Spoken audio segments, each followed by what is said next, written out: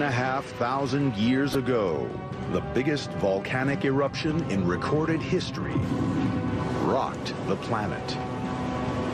In the heart of the Mediterranean, a peaceful island exploded with devastating force. At a stroke, an entire civilization was wiped from the face of the earth. Then, at the dawn of the 20th century, the remains of a spectacular palace were discovered on the island of Crete. On a neighboring Greek island, a town was unearthed, preserved beneath thousands of tons of volcanic ash. Teams of investigators are examining every fragment from these mysterious sites to decipher their hidden secrets. And out of the physical clues lifted from the ash, a radical theory has emerged. These ruins could be the home of an ancient civilization, Atlantis. Using cutting-edge visual technology, we rebuild the incredible towns, temples, and palaces. We reveal the majesty and the mystery of this lost world.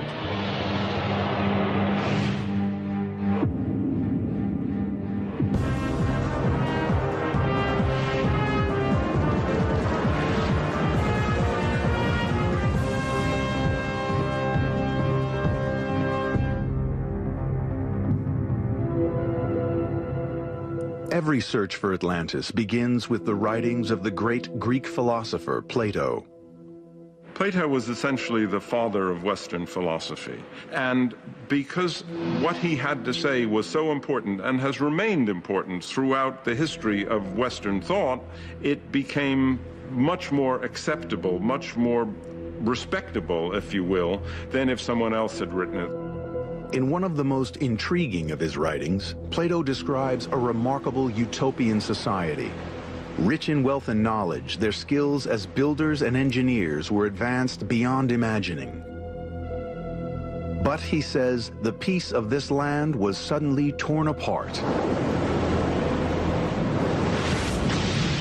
Legend has it that the entire civilization was wiped out in a single day and night, engulfed by the ocean and lost to the world for thousands of years. No other mystery on Earth has sparked such obsession or given rise to so many extraordinary theories. On the Mediterranean island of Crete, a discovery was made in early 1900 that would add a new chapter in the search for Atlantis. An archaeologist named Arthur Evans, a real-life Indiana Jones, arrived on Crete. He was searching for the treasures of the ancient world. Evans was looking for something very specific. He was looking for the first European culture, but he was also looking for the roots to Greek mythology. Evans began his search in a hilltop settlement called Knossos. He soon found something that was beyond his wildest dreams. In the very first trench he dug, Evans unearthed a magnificent stone throne. It was the heart of a spectacular palace complex. Covering an area the size of 4 football fields and containing 10 times as many rooms as Washington's White House, the dig exposed construction on a massive scale. What he found was beyond all expectations of anyone at the time, and essentially he defined the civilization around it, which he called the Minoan civilization. The name Evans chose came from a figure in ancient Greek myth called King Minos. Minos was said to live in a great palace, at the center of which he had imprisoned a terrible monster. Half man, half bull, it was called the Minotaur. Sir Arthur Evans thought that he had found the palace of King Minos. They probably had nothing to do with King Minos, but on the other hand, it seemed like a good label, and it has stuck.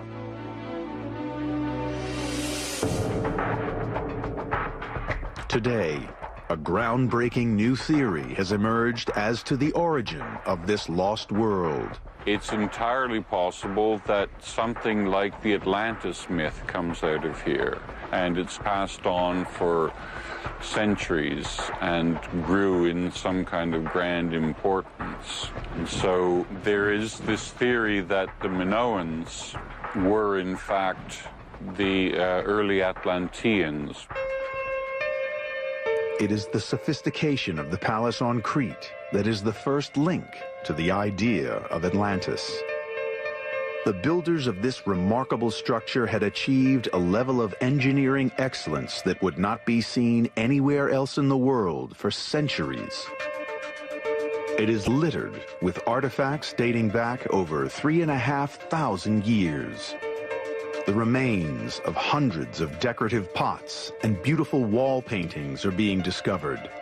As investigators piece together the fragments of this ancient art, they are discovering sophisticated images of the people and the lives of a lost civilization.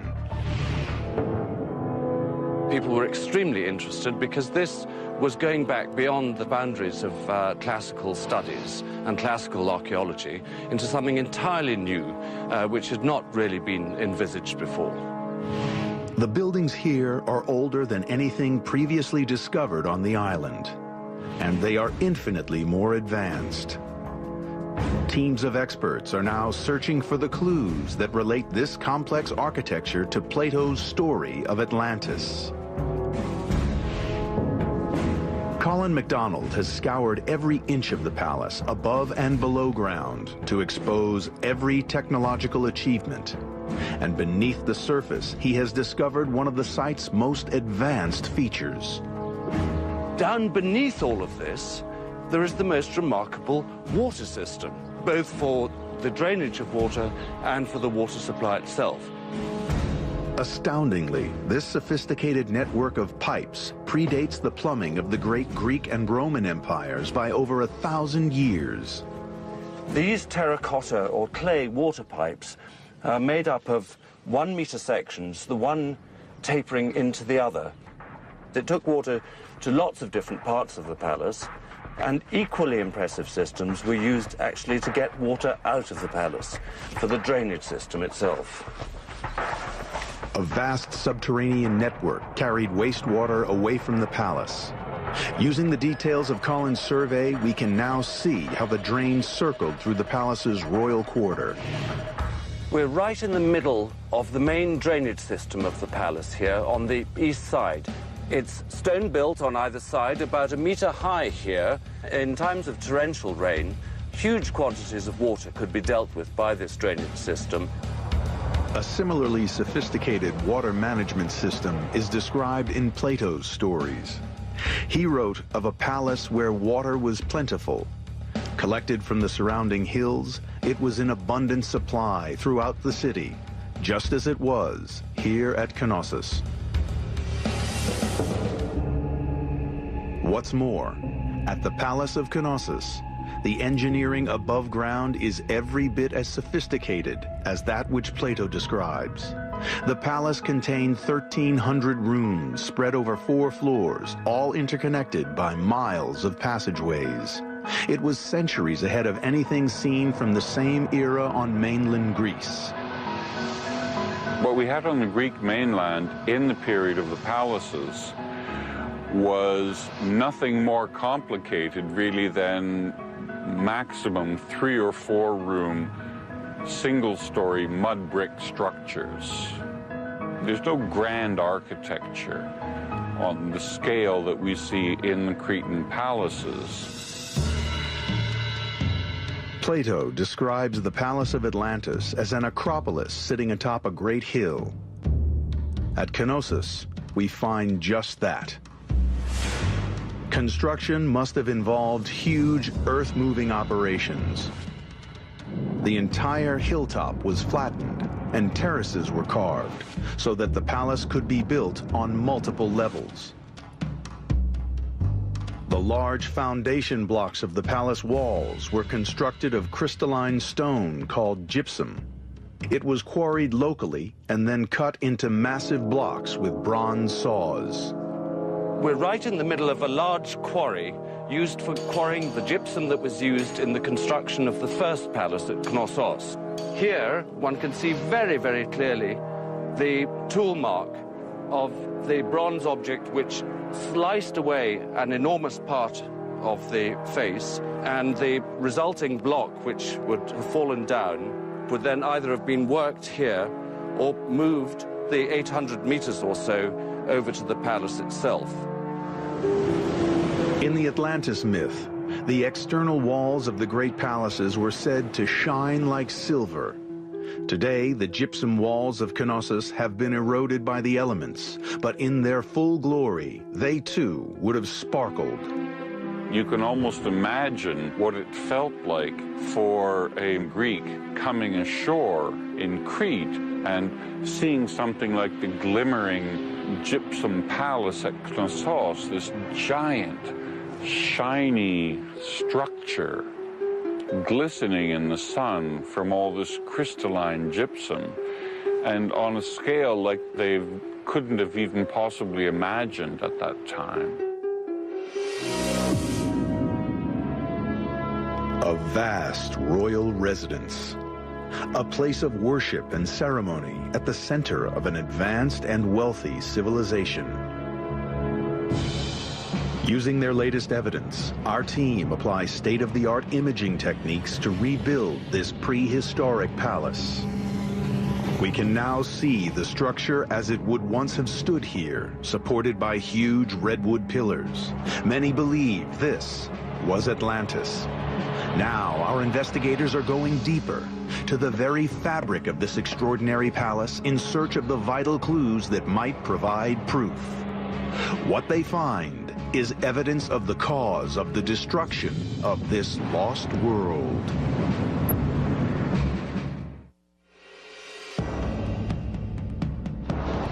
In the heart of the Mediterranean Sea, on the island of Crete, a remarkably sophisticated palace has been unearthed, and the find has reignited the search for the most famous of all lost worlds.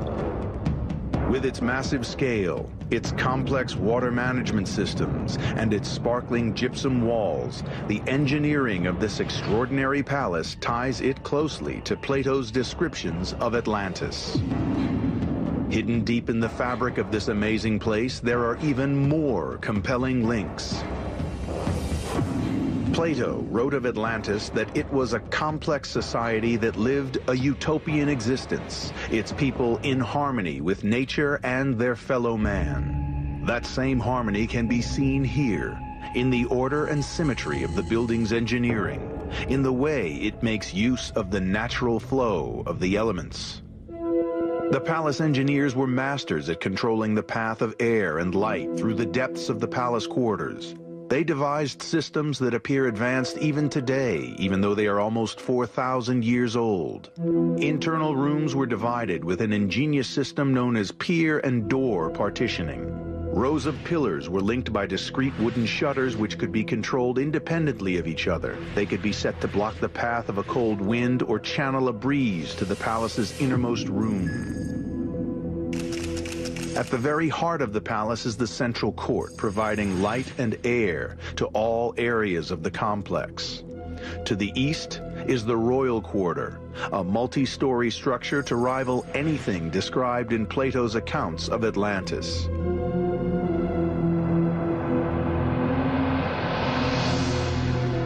At its heart, a huge four-story spiraling staircase was built around pillared balconies, open to the elements to form a vast light well.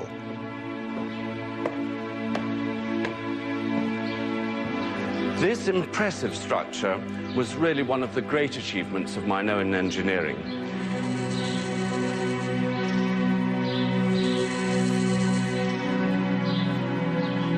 And in the middle of the staircase is this marvelous rectangular light well, which allowed the natural sunlight to diffuse all the way down to the bottom and then outwards into all the rooms which would otherwise have been very gloomy indeed.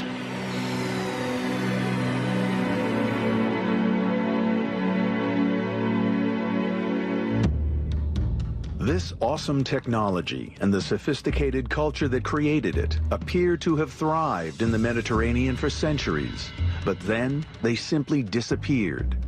Just as in the story of Atlantis, it seems this entire civilization was wiped from the face of the earth in a sudden and violent catastrophe.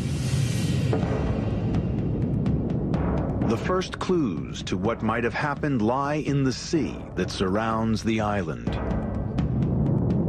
The whole of the Mediterranean is divided into two tectonic plates, with Europe on one side and Africa on the other. These two colossal land masses collide, and periodically the energy of these collisions is released in earthquakes. The archaeological evidence for earthquakes is very difficult to detect here, partly because, of course, they rebuilt and repaired immediately afterwards. There is one instance, however, on the south side in the so-called House of the Fallen Blocks. It seems that at the end of the First Palace period, there was a huge earthquake, and these enormous blocks were thrown several meters to the south, and there they remain today as evidence of this enormous earthquake. Our experts have discovered that the palace engineers devised new and innovative techniques to create structures that would withstand the destructive force of these violent quakes. Simply put, if you... Today, our team are keen to learn from the experience of the palace engineers, and they study closely the anti-seismic techniques deployed at Knossos. In order to make their tall, skinny walls stand up, it's quite probable that the first thing they did was to buttress them up, rather like this. So if I pretend to be an earthquake and shake this table here, well, as we can see, buttressing on its own doesn't do the job. In the final phase of building at the palace, walls were constructed of stone and supported by an ingenious system of wooden frames. This combination of materials gave the structure both enormous strength and flexibility. So what the people of Knossos did was to use timber framing to reinforce their thin masonry walls and support the framed up wall off big heavy walls, buttressing like this.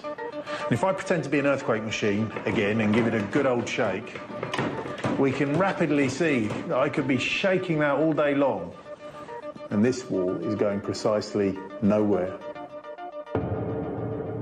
Despite these incredible engineering achievements, nothing was going to save the palace from the devastating cataclysm to come.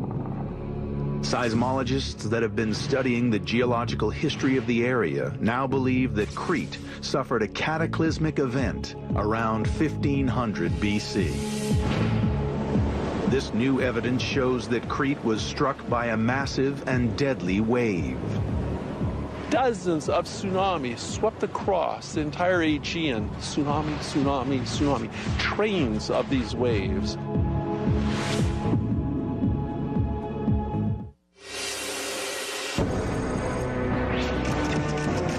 On the Mediterranean island of Crete, archaeologists have discovered the remains of an ancient palace.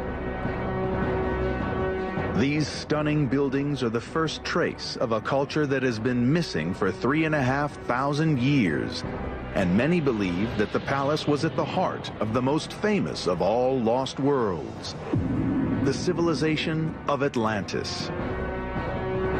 Just like Atlantis, the palace of Knossos and the island of Crete were devastated in a cataclysmic event. In search of the source of this destruction, experts have focused on a volcanic island 100 miles north of Crete. It was known in ancient times as Thera. Today, it is Santorini. Volcanologist Floyd McCoy has made it his life's work to decipher the geological clues and piece together the island's destructive history. This volcano has an amazing history of repeated giant explosions.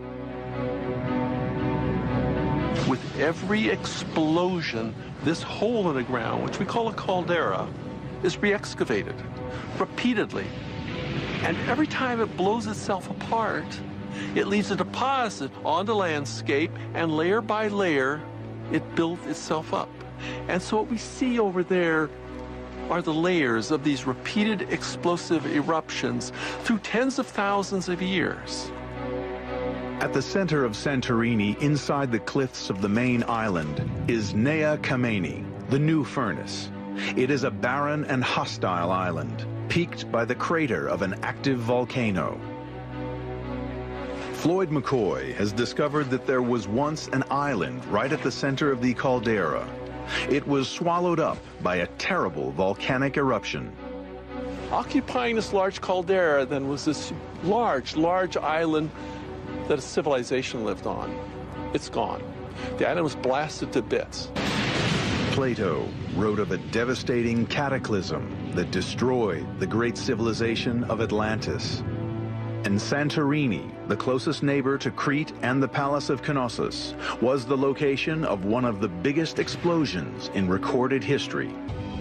Researchers have developed a new theory, that Santorini and Crete were both a part of Atlantis. The theory has its basis in the dramatic color of these cliffs. Plato described quarries in Atlantis where rocks of white, black, and red were extracted from the hills. The rock was then used in the construction of a great island city. The description matches the rocks found here in Santorini. This island city was described as being laid out in a series of concentric circles of land and water, each one connected to the ocean by an immense canal 100 feet deep. There were also docks for huge numbers of ships and a causeway over which they could offload the riches, whatever they were, that were coming into Atlantis.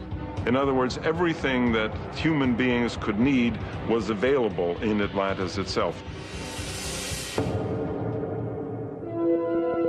Plato's description of the island as circular relates perfectly to the symmetrical formation of the central volcanic island on Santorini. But to prove a link is impossible without proof of life on the island before its last big eruption.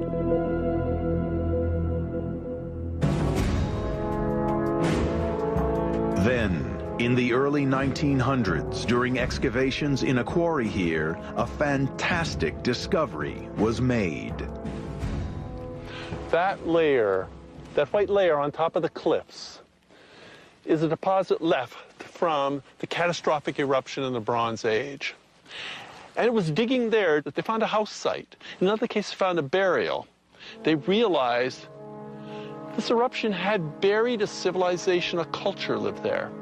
The story then of that ancient civilization starts there with that layer of white ash. These volcanic deposits, which still cover the entire island, fell in the course of a single cataclysmic eruption. Now our experts are stripping back the ash layer by layer to expose evidence of the lost world that lies beneath. Here it is. This is the level that man lived on, right here. Here, in fact, is what appears to be a remnant of a wall built by man on top. And then the eruption came. The big blast started, and all of this was deposited. This is pumice, and the pumice piled up very rapidly. And then the eruption continued, 4 days of a massive accumulation of all of this material all up here, 30, 50, 60, 80 feet of this material piling up. And then way up at the top, the debris flows, the mud flows that scoured the surface. All of this, one of the giant eruptions in human history. The first signs of life from before this big eruption had been found, and the search was on to reveal proof of a culture that would link the island to the great civilizations of Crete and Atlantis. The answer was unearthed in 1966 by an American archaeologist named James Mavor Jr. Mavor assembled a team to search the islands for signs of ancient artifacts. They began their dig on the southern tip of the island, in the tiny village of Akrotiri. In their very first trench, they struck gold. They unearthed an ancient wall buried under 30 feet of volcanic rock. As they dug deeper, the wall became a house, and the trench revealed a cobbled street. At their very first attempt, Maver's team had discovered an extraordinary town, perfectly preserved in the ash of a volcanic eruption. We are talking about a brilliant culture, brilliant civilization with a very advanced technology in all ways, and especially building technology. The discovery was hailed as one of the most important finds in classical archaeology. The town remained substantially intact. Just like the city of Pompeii in Italy, volcanic ash had filled the city and sealed it from the elements. Its contents had been preserved for more than 30 centuries. The huge task of uncovering the town continues today. With every inch of ash that is removed, new clues to the civilization that was here are revealed. And just as described in the legend of Atlantis, we see engineering skills that were sophisticated way beyond their time. When I first came to Akrotiri, I was expecting something rather simple. But then I realized that this town was made of multi-story buildings. And when we are talking about multi-story, we are talking about 2- and 3-story buildings. And at some point, I realized that I was walking on the 3rd floor of a building that had been constructed 3,500 years ago. That was really extremely impressive. Akrotiri is a truly extraordinary find. It is a city arranged with a structured assembly of interconnecting roads and paths, the earliest form of organized town planning ever discovered, and centuries more advanced than anything that has ever been seen before from this period. Archaeologists have mapped every inch of the town, and from their data, our team have built computer-generated models. You are now traveling down the streets and interacting with the buildings of a sophisticated community that was destroyed at the height of its power thousands of years ago. Just as we have seen in the Palace of Knossos, at Akrotiri there are complex multi-story buildings constructed of wood and stone. And the plumbing was even more elaborate. Fresh running water fed each house, and a sewerage system ran throughout the entire town. There is a perfect sewage system running under the streets, and these are connected to lavatories on the upper floors of the buildings. Not for at least 1,000 years would it become commonplace to find bathrooms inside people's homes. The discovery of this lavatory, as you can imagine, is truly very important. If you just stop to think, I mean, that it took ages, hundreds of years to have lavatories within a house.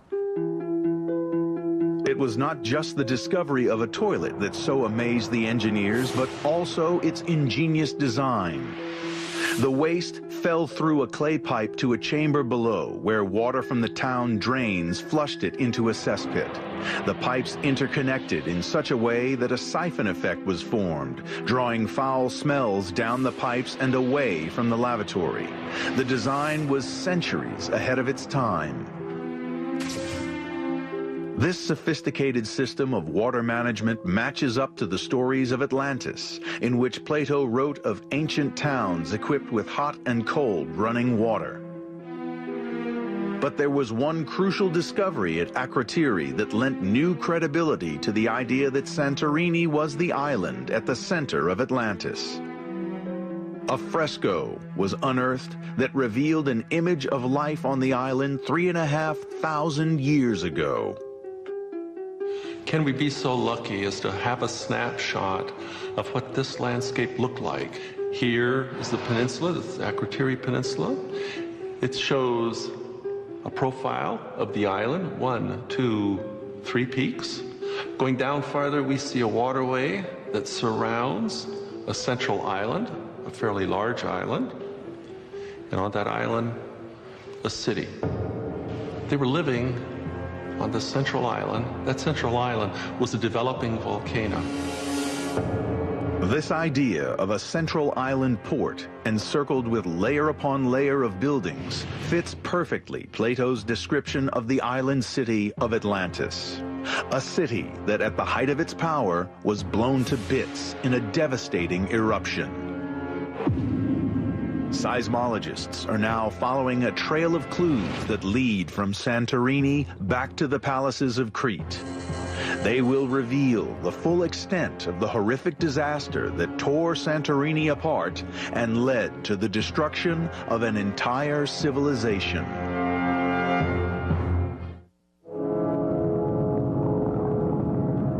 In the heart of the Mediterranean, a lost world has been discovered. A palace on Crete and a town on Santorini linked by the unique engineering of their buildings. Archaeologists have opened a window on a highly advanced culture known today as the Minoans. They thrived 3,500 years ago, and many now believe that what they left behind gave rise to the myth of Atlantis. Since the discovery of the palace at Knossos in 1900, archaeologists have expanded their search. Today, a network of ancient towns and palaces has been revealed across the length and breadth of Crete. What all these sites have in common is that they were destroyed in the middle of the 2nd millennium BC by a series of terrible disasters. According to the Greek philosopher Plato, Atlantis too was destroyed in a single day and night. The land was swallowed by the sea. 100 miles north of Crete on Santorini, Floyd McCoy has been gathering data to determine if the magnitude of the eruption that happened here in 1500 BC was enough to cause the devastation of Crete. What he has discovered is beyond all expectations. So how big was this eruption? It was huge. How do we determine this is by how much material is blown out during the eruption. And the more we look, the more we find. There are huge, thick deposits of this ash and pumice on the seafloor that surround this island. It's been found down to the Nile Delta. It's been found up in the Black Sea. When we take all of this material and calculate the volume of it, we come out with an eruption that is perhaps 10 times Krakatoa in 1883. Because Krakatoa exploded in the late 19th century, we have comprehensive records of the eruption, and the details are spine-chilling. The eruption ejected more than 6 cubic miles of rock, ash, and pumice into the atmosphere, killing 36,400 people. But it would have been dwarfed by the Santorini eruption. It was enormous, and it occurred right in the middle of a flourishing civilization.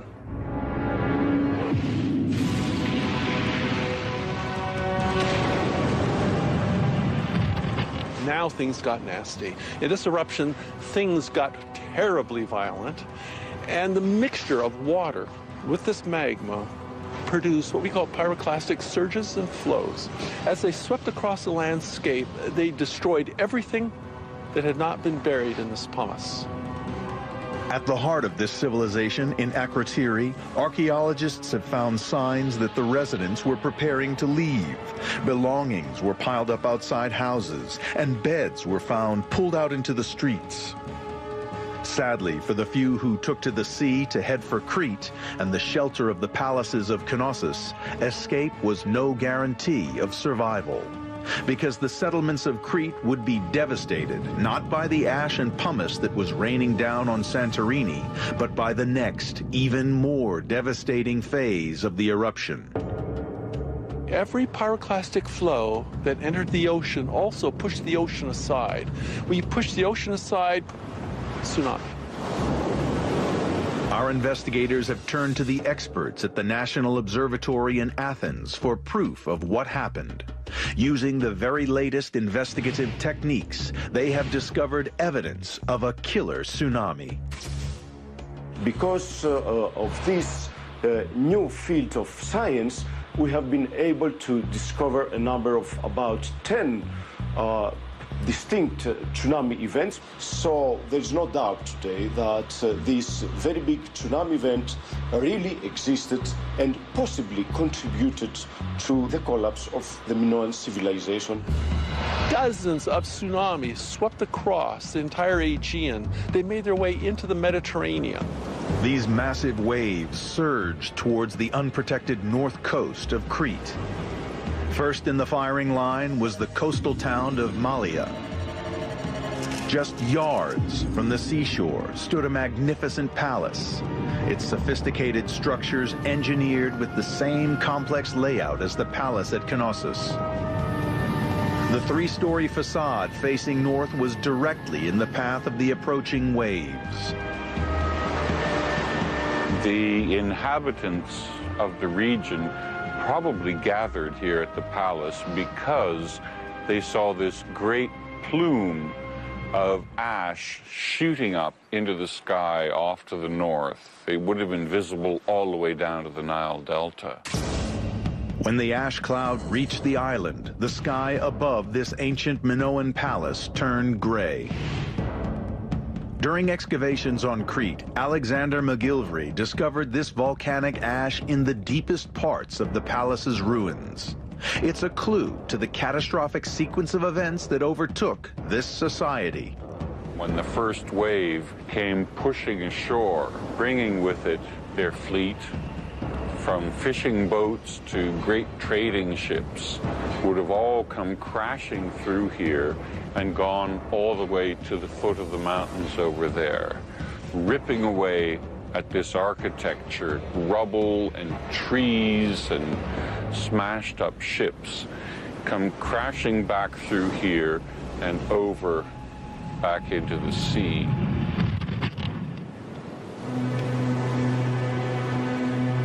This scene of destruction was repeated all along the coast of Crete and far beyond. Not even the brilliant builders of the great reinforced walls at the Palace of Knossos could have foreseen the power of the tremors that accompanied these waves. They rocked the island. Massive earthquakes caused by the volcano shook the palace to its foundations. The devastation of this ancient civilization was complete.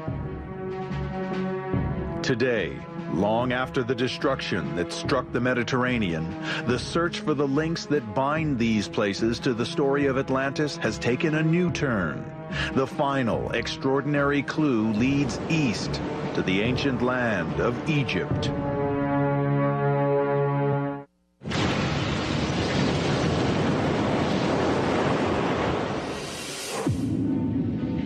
For the survivors of the largest volcanic eruption in history, life in the Mediterranean became hell on Earth. Thousands were dead.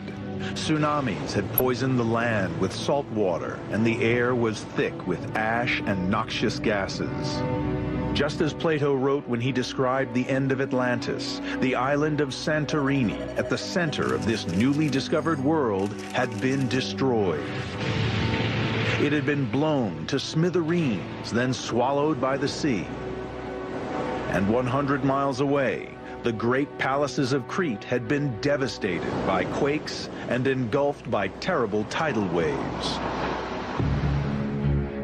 In their search for evidence of the survivors of this devastating cataclysm, our investigators are piecing together the final chapter in the life of this extraordinary civilization. When the tsunami swept through here and reduced this building behind me to foundation level, the best way for the survivors to cope was to go to the most powerful nation and the wealthiest nation of the time to ask for help. Alexander McGillivray believes that the survivors turned to their long-term trading partners, the Egyptians. There may have been people brought in from elsewhere to help with all of this, with the pharaoh in Egypt contributing the wealth and perhaps the manpower. This close relationship with Egypt is probably the single most important link that researchers have established between this newly discovered civilization and the stories of Atlantis. Because the origin of the story of Atlantis was not Greek, it was Egyptian. In 590 BC, in the holiest shrine of Egypt's capital, the great Greek statesman Solon was shown ancient inscriptions. They date back to almost 1,000 years before, 1450 BC. These documents told of the existence of a civilization of great power and prestige, ruler of all the lands to the west of Egypt. When Solon returned to his homeland, the story of Atlantis became part of Greek folklore, a tale told at parties and passed down through the generations until, in 370 BC, Plato penned his version of this Egyptian tale. Now, on the wall of an Egyptian tomb, researchers have discovered inscriptions that they believe are the original texts that were shown to Solon. It turns out that Solon must have invented the name Atlantis because the Egyptians called the people of this ancient world by another name. That name was Kefchu, and Kefchu is the Egyptian name for the people of Crete, the very island at the heart of this lost world. So what happened to the survivors from this remarkable civilization? There are signs on Crete that the Kefchu did begin to recover after the effects of the catastrophic volcano. But the survivors were dangerously vulnerable, and soon after the catastrophe, warriors from the Greek mainland invaded Crete. The Minoans did not have the strength or the numbers to repel the invaders, and the island fell. This finally spelled the end of one of the greatest civilizations in human history. The sophisticated engineering techniques and the extraordinary architecture that gave them their unique identity disappeared forever. The Greeks went on to dominate the entire Western world. They gave birth to a culture on which Western societies are based, but things could have been so different. If it weren't for the tsunami and the Theran eruption, we would probably be reading Plato in Minoan. The Minoans would have continued to expand their empire onto the Greek mainland. The White House would probably look more like the palace at Knossos than classical Greek architecture. There are still many questions to be answered that could shed light on the links between the great palaces, towns, and temples of Crete and Santorini, and the mysterious legends of the Egyptians' Kefchu and Plato's Atlantis. On Santorini, vast areas wait to be excavated, and the ocean bed remains largely unexplored. But time may be running out. At the heart of the caldera, beneath the towering cliffs of the modern-day Santorini, is the Nea Kamenni, or New Furnace. It is the site of the present volcano, and it is still very much alive. When the volcano collapsed after the eruption 3,500 years ago, it left behind a hole in the ocean 1,000 feet deep. Since that time, the volcano has been growing again, pushing back up through the ocean. Today, it rises 400 feet above sea level, back almost to the size that it was when it erupted 35 centuries ago. Seismologists believe that it will erupt again. The question is when. When that next big blast comes, the best we can do is hope that we can predict it and get away. If we don't, if we stay here for that next big explosion, we'll be a piece of the volcanic ash deposit. When the volcano does blow, it will engulf the surrounding islands again, freezing life in a moment of time, burying it under a new layer of volcanic ash. A new lost world will be created.